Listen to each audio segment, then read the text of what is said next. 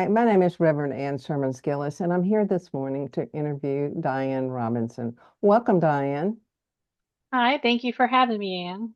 Well, I'm so glad. I want to hear all about you. And where did it start? Where were you born?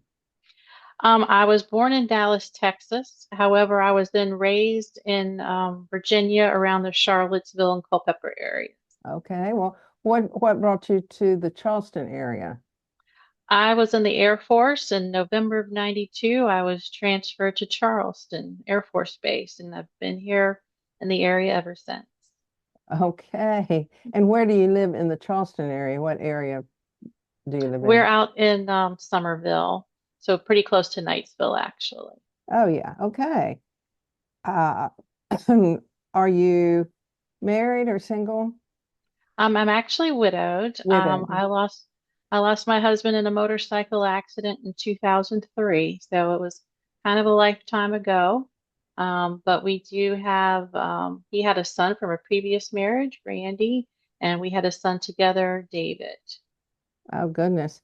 So, do you work now? I am actually working on my maybe third career. I am starting to develop my RV technical skills, so I want to be an RV tech and a camping mentor in ways. I'm excited to help people to learn how to camp in whatever style they prefer to. Wow, that's a career, huh? Yeah. Well, I was originally I was in the Air Force for a while as a photographer. I also have an accounting background with credit union. I worked there for over about 13 years, but I was dying in my cubicle, so I needed to find something to get me back outside. I love being outside and in nature. So I'm gonna be well, I've got my RV certifications. So I just need some practice, and I'm also involved with a great group of women called Girl Campers, and I've been able to work with them to meet people and enjoy camping. Well, that's right. And for people that don't know, that RV stands for recreational vehicle. Mhm. Yes. So, moving away from your career into your spiritual life, how did your spiritual search start?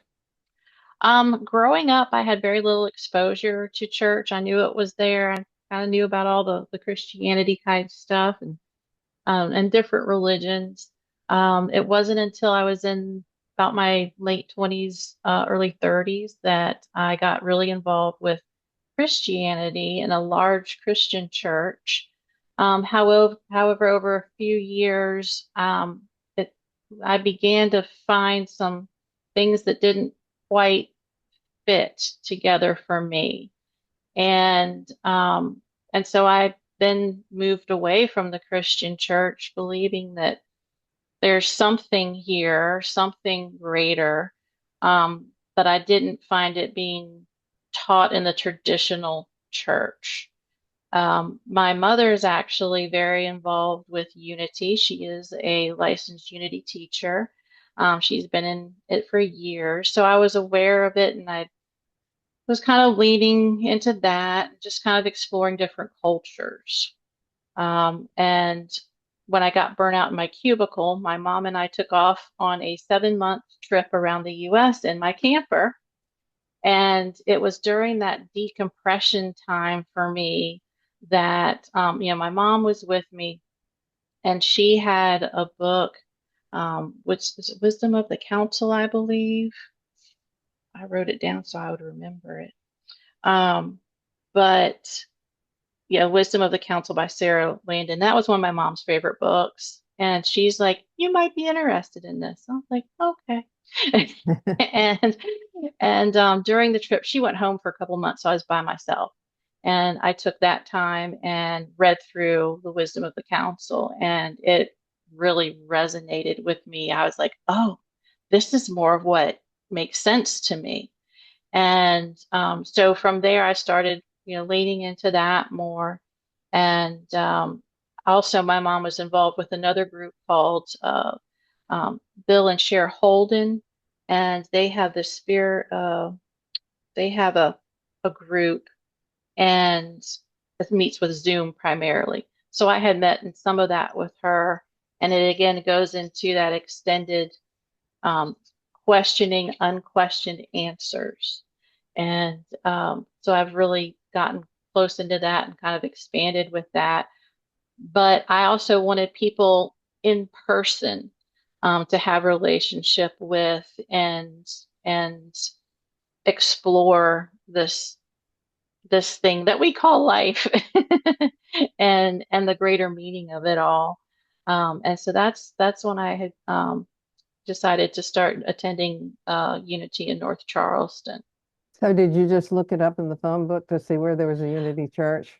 I actually knew that you guys had been here for a really long time because when my mom and stepfather were looking to leave the cold of Virginia and, and come southward, she was involved in the Unity Church in Charlottesville, so she was looking for another Unity Church. And so we did visit the Unity Church here in North Charleston, but they ended up going to Florida. They were snowbirds. And so there's a Unity Church down near her in Port Charlotte that she goes to. So I'd been introduced to the North Charleston Unity Church prior. So I knew y'all were here, and I was like, I think it's time to come make some new friends. Okay.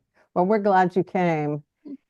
So what now is your philosophy at life? At this point of your life, what is your philosophy of life? Um, that there's a lot of exploration, um, and that to look for the good in all things is basically what I try to do every day and allow space for everybody's different experiences that we are having and honoring those experiences. So it's a little bit of the live, let live kind of simplistic philosophy, but actually looking deeper in and understanding why we live and let live. That's Um, beautiful. yeah. Do you have any, you did mention one book and one author. Other than Mhm. that, do you have any other books that you have really enjoyed? I am. I have like I think too many books going at once. But on this kind of spiritual side, right now I'm really getting into Paul Hasselbeck's "Use the Truth You Know," well, which is a Unity's Principles and Premise book that he has written. Um, and I've also picked up, it was a book, Learning How to Pray Without Praying to God, I think is what it was, that I'm really like, oh, this makes sense. So, um, so I'm excited about those books. And then on the less deep side, I like historical fiction. And Tracy, I believe it's Cavalier is her name, or Chevalier, I think is her last name. She writes historical fiction books that I just love. I just finished The Glassmaker by her. So those are my fun reads. And I'm also listening to The Big Burn with that's Teddy Roosevelt and the Fire That Saved the US. So again, it's kind of the story of our histories are things that I like. Oh, nice. What do you have any hobbies or passions? Um, I am passionate about being in nature. That really just that's my zing, as I like to say. But I also do photography still. I do nature photography primarily.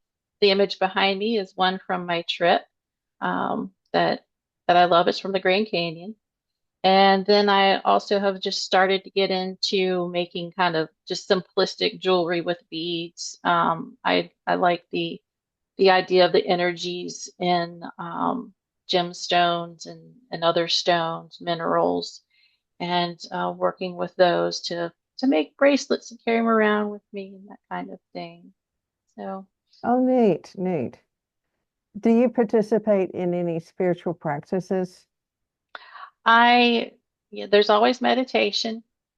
Meditation is the definite thing to recenter, to find calm, to hopefully find the aha thoughts or answers that I need at that particular moment or moving forward.